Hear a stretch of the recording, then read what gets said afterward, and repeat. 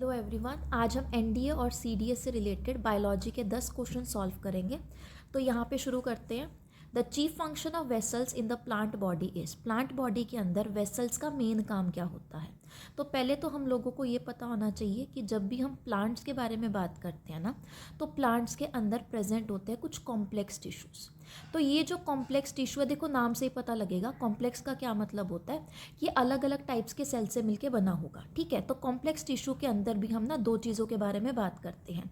एक तो हम बात करते हैं जाइलम के बारे में और एक हम बात करते हैं फ्लोएम के बारे में।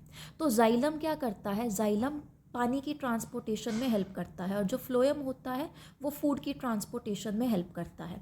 तो ये जो जाइलम है इसको हम कॉम्प्लेक्स टिश्यू के अंदर क्यों गिनते हैं, क्योंकि इसके अंदर 4 अलग अलग टाइप्स के सेल्स होते हैं।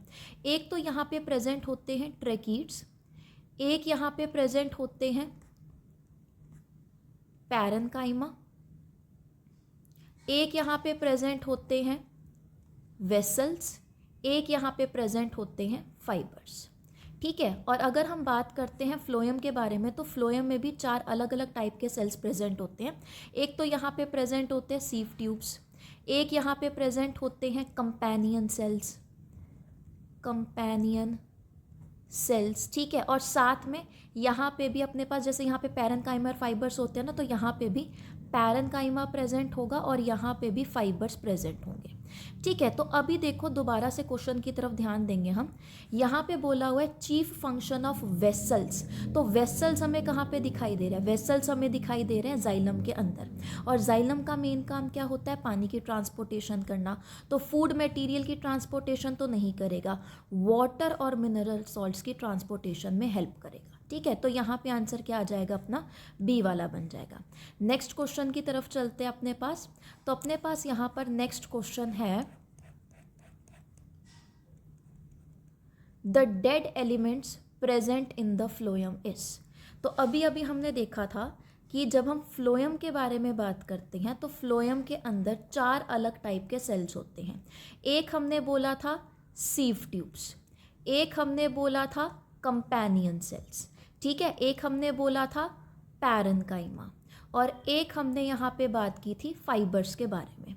तो अब यहाँ पे ध्यान देना, देखो कैसे याद करना है। कंपेनियन सेल्स, कंपेनियन का क्या मतलब होता है, साथी।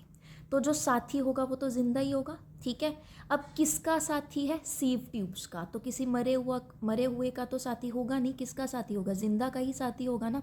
तो ये दोनों क्या होते हैं, अपने लाइव होते हैं। अगर मैं पैरेन्काइमा की बात करूँ तो सिंपल टिश्यूज़ के अंदर हम पैरेन्काइमा के बारे में पढ़ते हैं, और ये जो पैरेन्काइमा होते हैं ना वो भी लाइव सेल्स होते हैं। अगर मैं फाइबर्स के बारे में बात करूँ तो फाइबर्स अपने कैसे होंगे, डेड होंगे। ठीक है, तो यहाँ पे अगर हम फ्लोएम में देखते हैं सारे के सारे सेल्स जो हैं वो लाइव है, सिर्फ एक को छोड़ के, जो कि क्या होते हैं, अपने फाइबर्स। तो यहाँ पे अपने पास फ्लोएम फाइबर्स जो होंगे वो डेड एलिमेंट्स प्रेजेंट होंगे। ठीक है, नेक्स्ट उसके बाद चलते हैं नेक्स्ट क्वेश्चन की तरफ। तो अपना नेक्स्ट है, the muscles in the stomach are. अब देखो जब हम पेट के बारे में बात करते हैं तो पेट का क्या क्या काम होता है। सबसे पहले तो ये HCl सिक्रीट करने का काम करता है। HCl किस में हेल्प करता है, डाइजेशन में हेल्प करता है। जो हम खाना खा रहे हैं, खाने के साथ जो जर्म्स हमारी बॉडी के अंदर जा रहे हैं उसको मारने का काम करता है। और साथ में हमारे पेट में ना एक एंजाइम रिलीज होता है जिसका नाम होता है पेप्सिनोजन। ये जो पेप्सिनोजन होता है वो इनएक्टिव स्टेट में प्रेजेंट होता है। HCl की प्रेजेंस में वो पेप्सिन में चेंज हो जाता है, जो कि एक्टिव एंजाइम होता है और जो प्रोटीन को तोड़ने का काम करता है। ठीक है, तो बेसिकली ये HCl सिक्रीट कर रहा है, इसमें प्रोटीन को तोड़ने वाले एंजाइम्स होते हैं, इसके अंदर लिपिड्स को तोड़ने वाले एंजाइम्स होते हैं, इसके अंदर इंट्रिंसिक फैक्टर्स प्रेजेंट होते हैं। तो अब ऐसा तो है नहीं कि हम सोच रहे हैं कि चलो अब HCl निकलना शुरू हो या भी एंजाइम निकलना शुरू, अपना पेट खुद ब खुद काम कर रहा है। यानी कि अगर मैं इसके नेचर की बात करूं, मसल के नेचर के बारे में बात करूं, तो इसके मसल का नेचर कैसा होगा, इनवॉलेंट्री होगा, यानी कि हमारे कंट्रोल में नहीं होगा। ठीक है, तो इसका आंसर क्या आ जाएगा, बी वाला ऑप्शन आ जाएगा। ठीक है, नेक्स्ट उसके बाद नेक्स्ट क्वेश्चन की तरफ चलते हैं। नेक्स्ट अपने पास आता है, if bye an accident the acid secreting cells of the stomach wall of an individual are damaged, digestion of which of the following biomolecules will be affected to a great extent. अगर मान लो accident से जो हमारे stomach के अंदर acid secreting sales हैं वो damage हो गए तो किस बायोमॉलिक्यूल की डाइजेशन में सबसे ज़्यादा असर पड़ेगा. तो अभी अभी मैंने आप लोगों को एक चीज़ बताई है कि अगर कि हमारे पेट के अंदर एक एंजाइम प्रेजेंट होता है जिसका नाम होता है पेप्सिनोजन. ठीक है, ये जो पेप्सिनोजन होता है वो इनएक्टिव स्टेट में अपनी बॉडी के अंदर प्रेजेंट होता है. जब HCl आता है तब ये जो पेप्सिनोजन होता है वो किस में चेंज हो जाएगा, पेप्सिन में चेंज हो जाएगा. और ये पेप्सिन क्या होता है, एक एक्टिव एंजाइम होता है. और ये जो पेप्सिन होता है ना वो आगे चल के किसकी डाइजेशन में हेल्प करेगा, प्रोटीन की डाइजेशन में हेल्प करेगा. ठीक है, तो अब यानी कि अगर मान लो ये जो HCl है वो ही प्रोड्यूस ना हो क्योंकि उसके जो सेल्स है वो डैमेज हो गए, तो यहाँ पर किस बायोमॉलिक्यूल को इफ़ेक्ट होगा सबसे ज़्यादा, प्रोटीन की डाइजेशन को. तो यहाँ पे सिर्फ आंसर क्या आएगा, प्रोटीन ओनली. ठीक है, उसके बाद नेक्स्ट क्वेश्चन पे चलते हैं. नेक्स्ट है अपने पास, Which of the following enzymes in the human body starts the digestion of protein? तो अब यहाँ पे देखा जाए तो प्रोटीन की डाइजेशन जो है वो सबसे पहले कहाँ पे शुरू होती है, स्टमक के अंदर शुरू होती है. और स्टमक के अंदर कौन सा एंजाइम प्रेजेंट होता है, पेप्सिन. अभी अभी हमने ऊपर देखा पेप्सिनोजन होता है HCl की प्रेजेंस में, वो पेप्सिन में चेंज हो जाता है. तो बेसिकली ये जो पेप्सिन होता है सबसे पहले प्रोटीन के ऊपर काम करता है. ट्रिप्सिन जो होता है ना वो बाद में आता है, पेनक्रियाटिक जूस के अंदर आता है. सबसे पहले यहाँ पे कौन काम करेगा, पेप्सिन काम करेगा. ठीक है, देन उसके बाद नेक्स्ट क्वेश्चन करते हैं.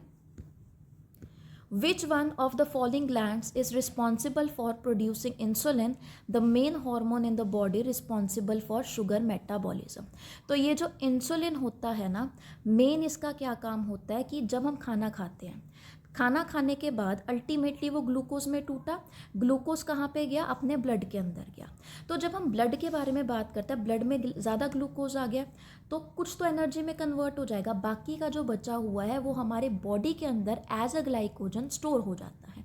तो ये जो इंसुलिन हार्मोन होता है ना वो क्या करता है, हमारे ब्लड के अंदर से जो ग्लूकोज के लेवल होते हैं उसको कम करने का काम कर रहा होता है. और ये जो इंसुलिन है वो पेनक्रियाज जो होता है वो सिक्रीट कर रहा होता है. ठीक है, यहाँ पे बीटा सेल्स होते हैं, बीटा सेल्स जो होते हैं वो इंसुलिन को सिक्रीट करने का काम करते हैं. ठीक है, तो यहाँ पे देन नेक्स्ट क्वेश्चन की तरफ चलते हैं.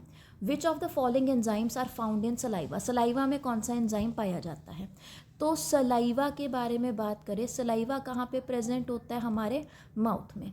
माउथ के अंदर पेप्सिन भी नहीं होता, ट्रिप्सिन भी नहीं होता, टाइलिन जिसको हम बोलते हैं ना सलाइवरी अमाइलेस, तो सलाइवरी अमाइलेस को ही हम टाइलिन बोल देते हैं. तो सलाइवा के अंदर कौन सा एंजाइम प्रेजेंट होगा, टाइलिन होगा. पेप्सिन तो कहाँ पे प्रेजेंट होता है, अपने स्टमक में. ट्रिप्सिन जो होता है वो कहाँ पे, पेनक्रियाटिक जूस में सिक्रीट होता है. ठीक है, तो यहाँ पे आंसर बनेगा अपना टाइलिन. इसके बाद नेक्स्ट क्वेश्चन करते हैं. नेक्स्ट है अपने पास, which is the correct sequence of parts in human alimentary canal? तो ये तो एलिमेंट्री कैनाल के बारे में हम लोगों को पता ही है, तो देख लेते हैं options. Mouth, stomach, small intestine, oesophagus. ये गलत आ गया है क्योंकि माउथ के बाद क्या शुरू होता है, ईसोफेगस शुरू होता है. सेकेंड ऑप्शन देखते हैं, mouth, oesophagus, stomach, small intestine, large intestine. और ये वाला ऑप्शन बिल्कुल ठीक है. देखो हम यहाँ पे बात कर ही लेते हैं. सबसे पहले माउथ में जाएगा खाना, बक्कल कैविटी में. फिर उसके बाद यहाँ पे ईसोफेगस जिसको हम फूड पाइप बोल देते हैं. फिर उसके बाद यहाँ पे आता है स्टमक. स्टमक के बाद वो जाएगा स्मॉल इंटेस्टाइन में, जहाँ पे फर्स्ट जो पार्ट आता है वो ड्यूडेनम वाला पार्ट आता है. ठीक है, देन उसके बाद यहाँ से वो कहाँ पे जाएगा, ड्यूडेनम, जेजुनम, इलियम. यहाँ पे स्मॉल इंटेस्टाइन वाला पार्ट प्रेजेंट होता है. फिर वो लार्ज इंटेस्टाइन में जाएगा. फिर यहाँ पे प्रेजेंट होता है रेक्टम, रेक्टम से एनस और एनस से निकल जाएगा वो बाहर. यानी कि यहाँ पे जो सही ऑप्शन बनेगा वो बनेगा बी ऑप्शन. देन उसके बाद है अपने पास, bile juice is formed in the. तो देखो हमारे पेट के अंदर जो खाना है फूड जो है वो किसके साथ मिक्स हो चुका है, HCl के साथ मिक्स हो चुका है। और जब खाना HCl के साथ मिक्स हो जाता है तो उसको हम बोल देते हैं काइम। ठीक है, क्या बोलते हैं उसको हम, काइम बोल देते हैं। तो अब ये जो काइम है वो तो एसिडिक है। अब हमारी जो स्टमक की वॉल्स है वो क्यों नहीं जल रही होती हैं, क्योंकि यहाँ पर ना म्यूकस की एक मोटी सी लेयर प्रेजेंट होती है। लेकिन ये जो खाना है वो स्टमक से कहाँ पे जाएगा, स्मॉल इंटेस्टाइन की तरफ जाएगा। अब स्मॉल इंटेस्टाइन में म्यूकस की तो कोई लाइनिंग प्रेजेंट ही नहीं होती है। ठीक है, तो वहाँ पे हमारी जो स्मॉल इंटेस्टाइन की लाइनिंग है वो जल क्यों नहीं रही होती है HCl से, वो इसलिए नहीं जल रही होती है क्योंकि वहाँ पे अपना जो लीवर होता है ना वो सिक्रीट करता है बाइल जूस। ये जो बाइल जूस है वो सिक्रीट होता है लीवर के अंदर और स्टोर होता है गॉल ब्लैडर के अंदर, और वहाँ से ये कहाँ पे आता है, स्मॉल इंटेस्टाइन में। तो बाइल जूस जो होता है वो एल्कलाइन नेचर का होता है। एल्कलाइन नेचर का क्या मतलब है, बेसिक नेचर का। तो जब एसिड और बेस आपस में मिलते हैं तो न्यूट्रलाइजेशन हो जाती है, तो यहाँ पे इसलिए हमें जलन महसूस नहीं होती है। तो याद रखना कि जो बाइल जूस है वो कहाँ से सिक्रीट होता है, लीवर से सिक्रीट होता है। ठीक है, नेक्स्ट उसके बाद लास्ट क्वेश्चन कर लेते हैं आज का। लास्ट क्वेश्चन है saliva helps in the digestion of. तो सलाइवा जो होता है वो स्टार्च की डाइजेशन करने में हेल्प करता है।